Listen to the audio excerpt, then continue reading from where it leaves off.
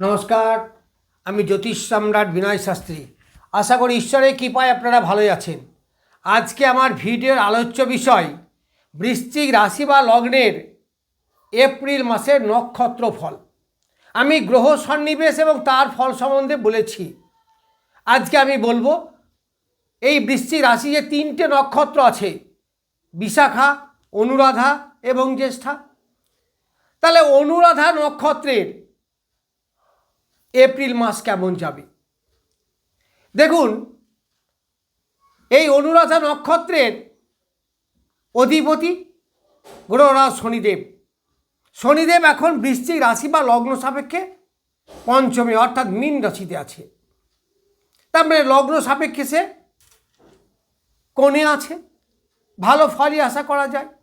তাহলে প্রথমেই বলবো যে এই 17 নক্ষত্রের অনুরাধা নক্ষত্রের আছে রাহু প্রথম 24 নম্বর নক্ষত্রে। তার মানে রাহু তার নিজের নক্ষত্রে আছে। তাহলে এই 24 নম্বর নক্ষত্র কি আপনাকে শুভ ফল দেবে? অবশ্যই দেবে। প্রথম কথা, রাহুর মিত্র জায়গা। 2 নম্বর, রাহুর নিজের নক্ষত্র, আবার সেই নক্ষত্র মিত্র জায়গায় আছে। তার মানে নাক্ষত্রিক অবস্থান অনুসারে যথেষ্ট ভালো জায়গা। তাহলে এই সময়ে এই নক্ষত্রের ভালো ফল আপনারা পাবেন। কি পাবেন? বসে আছে চতুর্থে।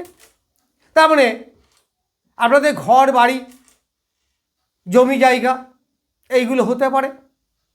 তবে রাহুর ইন্ডিকেশন অনুসারে জন্মভূমি থেকে দূরে কোথাও হলে ভালো হয়, এবং দূরে হওয়ারই একটা টেন্ডেন্সি গ্রহ এবং নক্ষত্র দুই দিক থেকেই ইন্ডিকেট করছে। ফলে এই সময় আপনি গৃহ ক্রয়, জায়গা ক্রয়, কোনো ফ্ল্যাট ক্রয় করতে পারেন। তবে সেটা জন্মভূমি থেকে দূরে হলে আরও বেটার। এইবার মাতৃদেবীর শরীর স্বাস্থ্য চতুর্থ থেকে বিচার হয়। মাতৃদেবীর শরীর স্বাস্থ্য খুব একটা খারাপ যাবে না, যদিও চতুর্থ রাহু তো সাডেন সমস্যা নিয়ে আসে, কিন্তু এখানে আসবে না, কারণ সে আপনার লগ্ন বা রাশি সাপেক্ষে শুভ ফলদাতা। তাহলে এই সময় মাতৃদেবীর কোনো বিপদ হওয়ার সম্ভাবনা থাকছে না। তারপরে মন মানসিকতা, একটু বিলাসী জীবনযাপন করা, একটু হাই অ্যাম্বিশন হওয়া, এইগুলো আপনাকে কিন্তু রাহু দেবে। দেখুন, রাহু দিলে কিন্তু দারুণ ভালো দেয়, আর না দিলে ছাড়খাড় করে দেয়। রাহু পারে জিরো থেকে হিরো করতে, আবার হিরো থেকে জিরো করতে। কখন হিরো করে কখন জিরো করে আমি আস্তে আস্তে ভিডিও আনবো। এই রাহুর ওপরে দেবগুরু বৃহস্পতির দৃষ্টি আছে, আবার দেবগুরু বৃহস্পতির নিজের নক্ষত্রে আছে। ফলে রাহুর কাছ থেকে ভালো কিছু আশা করা অবশ্যই যায়। ফলে মন মানসিকতা, সংসারের সুখ, এইগুলো কিন্তু আপনারা এই সময়ে পাবেন। রাহু একমাত্র কন্ট্রোলড হয় বৃহস্পতির দ্বারা। তার সেই বৃহস্পতির নক্ষত্র, বৃহস্পতির দৃষ্টি এবং বৃহস্পতির নবম দৃষ্টি, যা খুব বলবান। বৃষ্টি রাশি বা লগ্ন সাপেক্ষে বৃহস্পতি ও শুভ গ্রহ। ফলে রাহু আপনাকে ভালো ফল দেবে। এইবার বুধ আছে 25 নক্ষত্রে। এই বুধ 1 এপ্রিল 25 তারিখে গেছে, 25 নক্ষত্রে গেছে, তার মানে বৃহস্পতির নক্ষত্রে। তারপরে এই বুধ 13 তারিখে, মানে 10 তারিখে মীন রাশিতে যাচ্ছে, 13 তারিখে যাবে 26 নক্ষত্রে। ফলে 25 এবং 26 দুটো নক্ষত্রেরই ফল। দেখুন, 25 নক্ষত্রে থাকলেও ভালো ফল দেবে, আবার 26 নক্ষত্র তো জন্ম নক্ষত্র। ফলে বুধ এখানে আপনাকে বেশ ভালো ফল দেবে। তাহলে বৃশ্চিক রাশি বা লগ্ন সাপেক্ষে আপনার সাফল্যের কারক গ্রহ বুধ, সে বসে আছে কোথায়? পঞ্চমেই ধরুন, কারণ পঞ্চমে চলে যাচ্ছে 13 তারিখে। তার আগে কুম্ভ রাশি থাকছে। তো যাই হোক, চতুর্থ এবং পঞ্চম দুটি হচ্ছে এডুকেশনের ঘর। বাক্যের সাফল্য, ডিসিশন নেওয়া, ডিসিশন মেকিং, এইগুলো সব আপনার ভালো হবে। সঠিক ডিসিশন এই সময় আপনি নিতে পারবেন। যারা এজেন্সি লাইনে ব্যবসা করেন তাদের ব্যবসা বেশ ভালো চলবে। এই বুধের কাছ থেকে আপনি ভালো ফল অবশ্যই আশা করতে পারেন। স্টুডেন্টদের পড়াশোনার অ্যাটেনশন বৃদ্ধি হবে। যারা ব্যবসা করেন ব্যবসায় ডেভেলপ হবে, সংসারে শান্তি আসবে, সন্তানের এডুকেশন ভালো চলবে। কারণ 13 তারিখে বুধ 10 তারিখে বুধ চলে যাচ্ছে মীন রাশিতে। ফলে ভালো ফল আপনি আশা করতে পারেন। এইবার 25 নক্ষত্রে আর কে থাকছে? মঙ্গল। মঙ্গল 2 তারিখে মীন রাশিতে প্রবেশ করছে। তাহলে মঙ্গল অলরেডি 25 তারিখে 25 নক্ষত্রে আছে, সে 2 তারিখে গিয়েও 25 নক্ষত্রেই থাকবে। মঙ্গল তারপরে তার 2 তারিখের পরে 2 তারিখে মীন রাশিতে যাচ্ছে, 25 নক্ষত্রে থাকবে, তারপরে 26 নক্ষত্র আসবে। তাহলে 25 এবং 26 দুটো ফলই আপনি এখানে আশা করা যায়।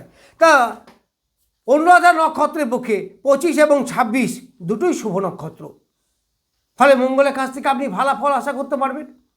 এইবার মঙ্গল যে 25 নক্ষত্র মানে তার মিত্র বৃহস্পতির নক্ষত্র, আবার নক্ষত্রের অবস্থান অনুসারেও বেশ ভালো শুভ, যার ফলে এই সময় আপনি জমি জায়গা ক্রয় করা, এই সময়ে আপনার কী হলো, যারা অ্যাডমিনিস্ট্রেটিভ ডিপার্টমেন্টে চাকরি করছেন তাদের প্রমোশন হওয়া, যারা হার্ডওয়্যারের ব্যবসা করেন তাদের ডেভেলপ করা, ভাই ভাইয়ের সম্পর্ক বৃদ্ধি হওয়া, জমি জায়গা নিয়ে যদি কোনো লিটিগেশন থাকে তা মিটে যাওয়া, এইগুলো কিন্তু এই সময় দেখা যাবে।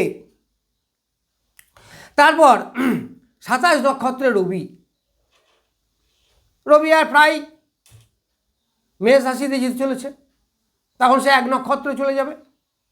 তো যাই হোক, 27 নক্ষত্রে যতক্ষণ থাকবে সম্পদ নক্ষত্র বেশ ভালো, তার মানে অলরেডি বেশ ভালো ফল আপনারা পাচ্ছেন, কারণ 27 নক্ষত্রে অনেক আগেই ঢুকে গেছে।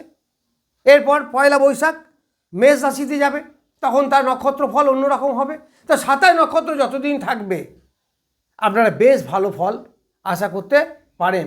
মান যশ খ্যাতি, সরকারি চাকরি যারা করে প্রমোশন, এই রাজনীতি এখন ভোট টোট এসেছে, রাজনীতিগতভাবে ডেভেলপমেন্ট, এইগুলো আপনারা এই সময়ে পাবেন, কারণ রবি প্রায় তুঙ্গ অবস্থায় আসতে চলেছে। আর তাছাড়া রবি এটা মিত্র ঘর, আবার অহংকার, রবির একটা অহংকার আছে, তার ইগো আছে, কিন্তু এটা তো জলরাশি, যার ফলে তার ইগোর প্রকাশ অতটা হবে না।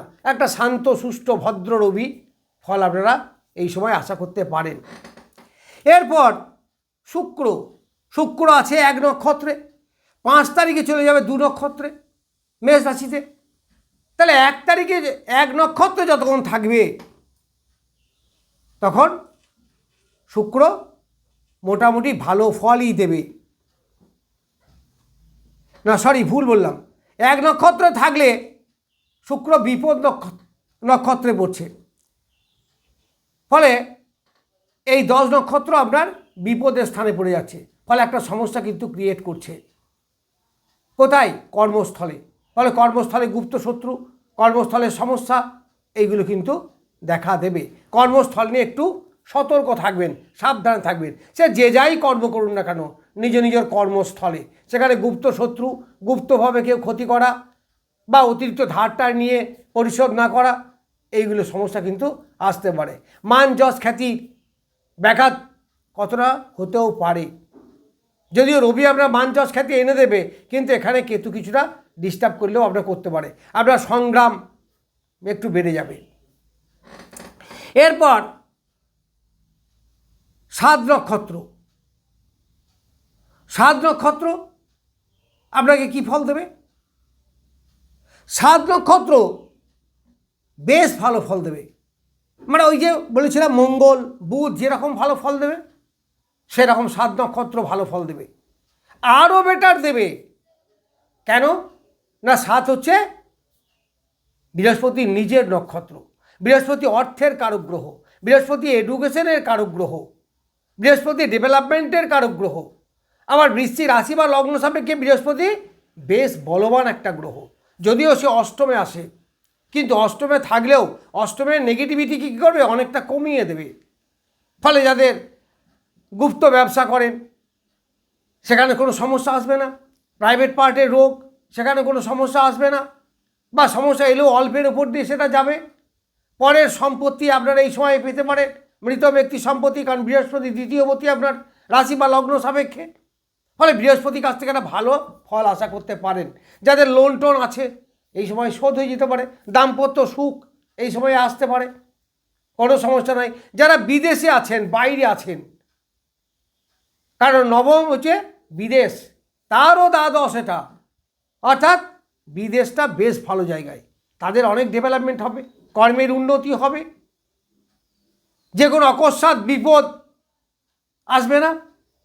যারা অ্যাস্ট্রোলজি ব্যবসা করেন, যারা সুদের ব্যবসা করেন, যারা লয়ার, এই ধরনের ব্যবসা যারা করেন, তাদের যথেষ্ট ডেভেলপমেন্ট হবে।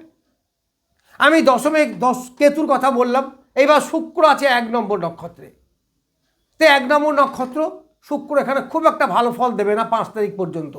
তা 5 তারিখ পেরিয়ে যখনই 6 তারিখে যাবে, মানে 5 তারিখেই চেঞ্জ হচ্ছে, 2 নক্ষত্র ভরণী নক্ষত্র, সেটা কিন্তু শুক্রের নিজের নক্ষত্র। তো শুক্র নিজের নক্ষত্রে গেলে বেশ ভালো ফল দেবে, আপনার অর্থগতভাবে ডেভেলপ হবে। আর কি হবে, আপনার দাম্পত্য জীবনের সুখ শান্তি, যারা প্রেম প্রীতির মধ্যে জড়িয়ে আছেন বা অনেকে জড়াতে চলেছেন, তাদের বেশ সুন্দর স্মুথ একটা মধুর প্রেম আলাপ এই সময় দেখা যাবে। তবে 5 তারিখ পর্যন্ত কিন্তু একটু সতর্ক থাকবেন, কারণ ঝঞ্ঝাট ঝামেলা, প্রেমে ব্রেকআপ হওয়া এইগুলো কিন্তু হতে পারে। 5 তারিখের পরে প্রেমে যথেষ্ট উন্নতি দেখা যাচ্ছে। আবার বৃশ্চিক রাশি বা লগ্ন সাপেক্ষে 6ষ্ঠ স্থান হচ্ছে এই মেষ রাশি।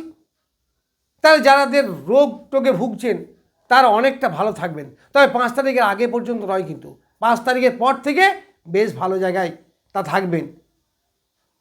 যাই হোক, আমি বৃশ্চিক রাশি বা লগ্নের নাক্ষত্রিক ফল এপ্রিল মাসের বললাম। নমস্কার।